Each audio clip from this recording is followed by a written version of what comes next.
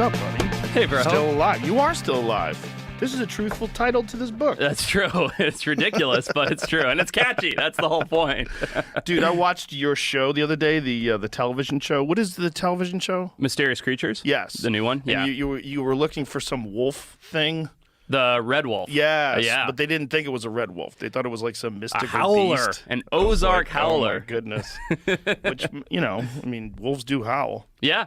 No, that was an interesting story. If you look at the timeline from when this cryptid, this howler popped up, it's right when the red wolf was starting to plummet in its numbers.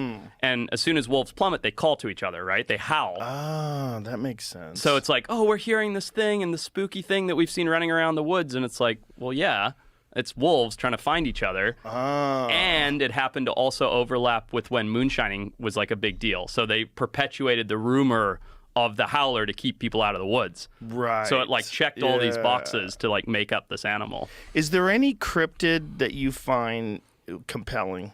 Just I think we talked about it before, the Megatherium, the giant ground sloth in Peru. Yeah. That's the only one. I mean, depends what you define as cryptid, right? Like, I'm not a Bigfoot guy or Loch Ness monster, but thylacine could be considered a cryptid, right? Yeah, because it was alive. We do have video footage of it, and there's been a bunch of sightings. Yes, but now you have all these Bigfoot-esque people, right? All these sort of tinfoil hat guys who are like, it's here, I've seen it, or whatever. And so it's like started to fade into this cryptid realm. And I still think that in Papua New Guinea, there could be an extant population. Why in Papua New Guinea? So they used to range, we got right into this. This is great, by the way. So they used to range from PNG, from New Guinea, all the way down to Tasmania. And then as people came over, they brought dingoes with them, right? And this was like 4,000 years ago. And then the dingoes outcompeted the thylacine in mainland Australia and, in theory, in Papua New Guinea.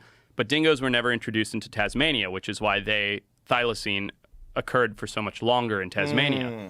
However, why in Papua New Guinea is because it's such a dramatic habitat. There's so many like valleys and canyons and things that dingoes just probably couldn't traverse.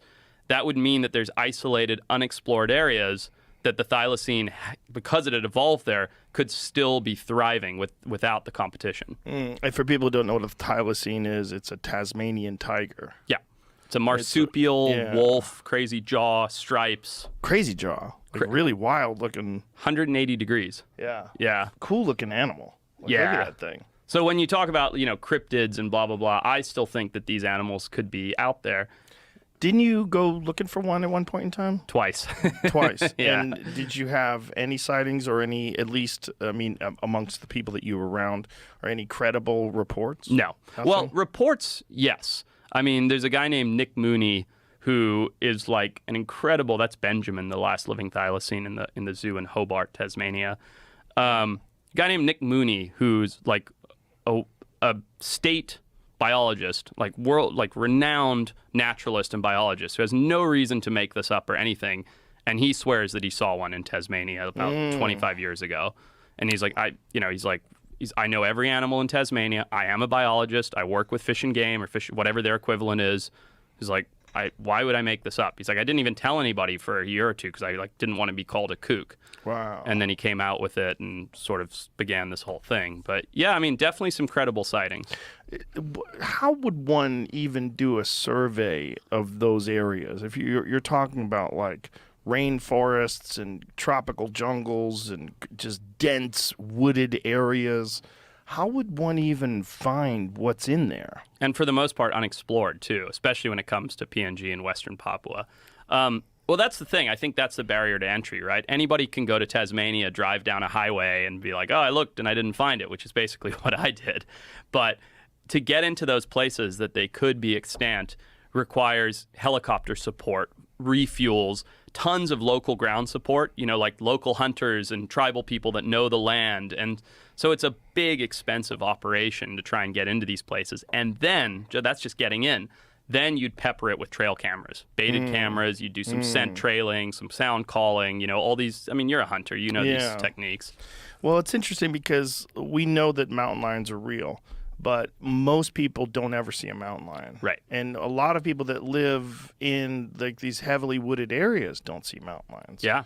Like, it's hard to find one, and they're everywhere. They live in our cities. Yeah, there's a shit ton of them. Yeah. So you might get lucky and catch one, but the populations are pretty great in terms of like if you're in Colorado or if you're in Utah. I mean, they have a lot of mountain lions, Right. and it's very rare that you see one. Exactly. So imagine if there was a very small population of mountain lions, or or Tasmanian tigers, and you went looking in a much more wooded area, much more dense environment, much larger too. Huge swaths of unpopulated land.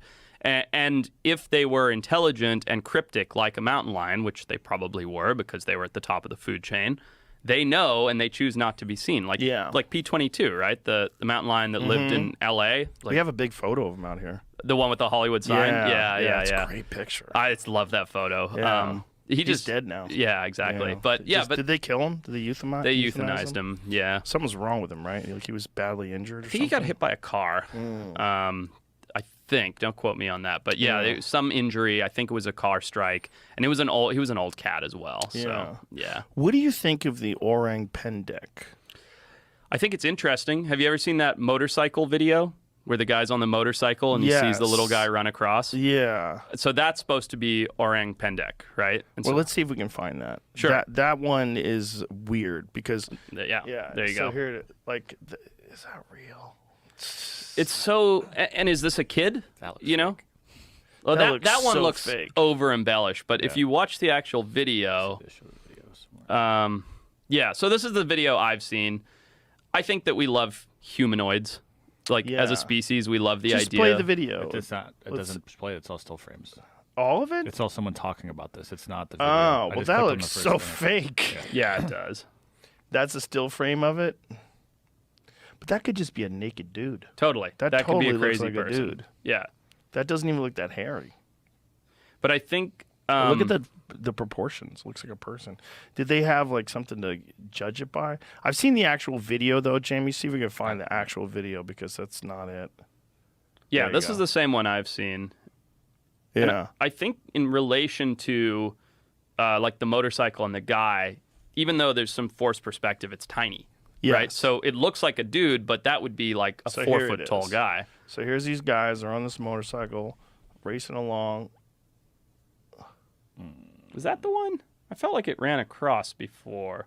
Yeah, that one looks fake. This one looks fake. I'm that one looks certain like I saw a different one. setup. The Yes. guys slow their bike down just in time. Yeah, this one's nonsense. What? Well, that was where it ran across the road. The one that I saw, though, I thought it was dark-haired. And it ran this way across the road, and it right? was a very quick and brief video.